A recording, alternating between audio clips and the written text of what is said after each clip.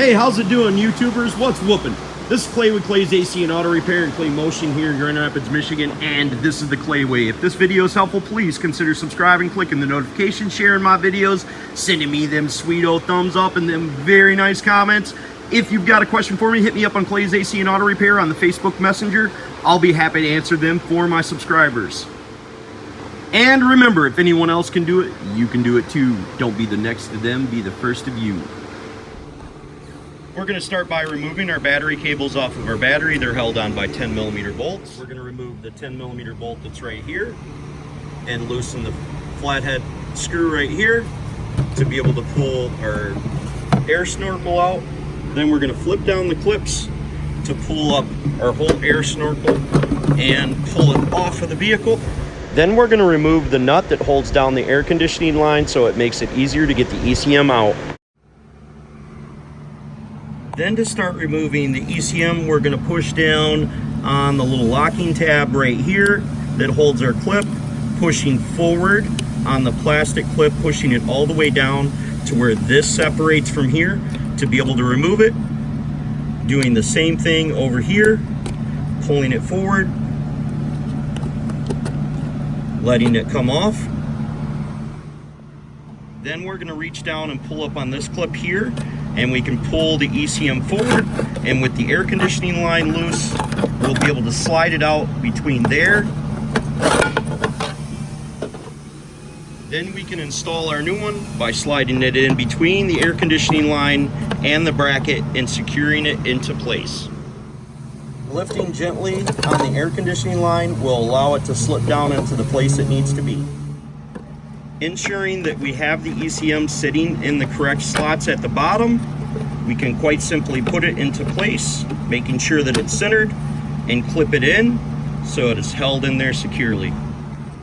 Making sure our cam lock is slid all the way forward so it will slide into the grooves. We can reinsert our electrical connector on there till we have the little gap at the bottom, then slide it over, and as we slide it, we gently push down on it and it will secure into place, making a clicking noise, holding the connector to the ECM securely. Same process on the other electrical connector.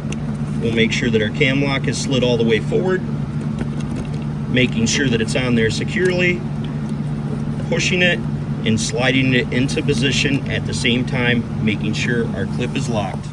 We're going to do the learn procedure right now, but I wanted to point out some vehicles the light will flash during the learn procedure, and other vehicles the light will stay solid, but it will always flash 3 times now before. We need to program the ECM to the BCM and program the key to the lock cylinder. When your light is flashing like this, this means you have a security malfunction and it is not programmed. This process is 3 steps of 10 minutes with the 30-second interval of the key removed between each process. We're going to do that until the light either goes off or we have completed the 3-step process.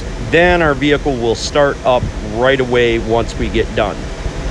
The steps for the program are as follows. Insert key, turn it to the on position, leave turned on in the on position for 10 minutes. Turn key off, remove it for 30 seconds, reinsert key, leave it on for another 10 minutes. Do this 3 times, then your vehicle will start. If everything is okay and you're not having the same situation as me, which I will describe here in a couple of moments. Now our light goes off and we should be able to start our vehicle up. Starts up, runs perfect, no more lights. Okay, the exception that I was speaking of, down here on the bottom of mine, I had an aftermarket remote starter. I did not have the key fob for that remote starter, so there wasn't any value in me reprogramming the key to that remote starter. So what I had to do was look up here and find where the remote starter was connected into my pass lock, which was this wire right here, and I had to disconnect the wire and reattach it to its original point. I used the length of wire right here because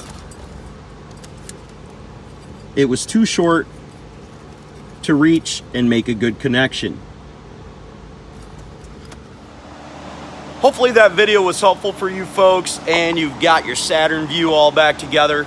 Remember, if anyone else can do it, you can do it too. Don't be the next to them, be the first to you. Give me a subscribe, click the notification, share my videos, send me them sweet comments, and if you have a question for me, you're more than welcome to ask it for free on Clay's AC and Auto Repair on the Facebook Messenger.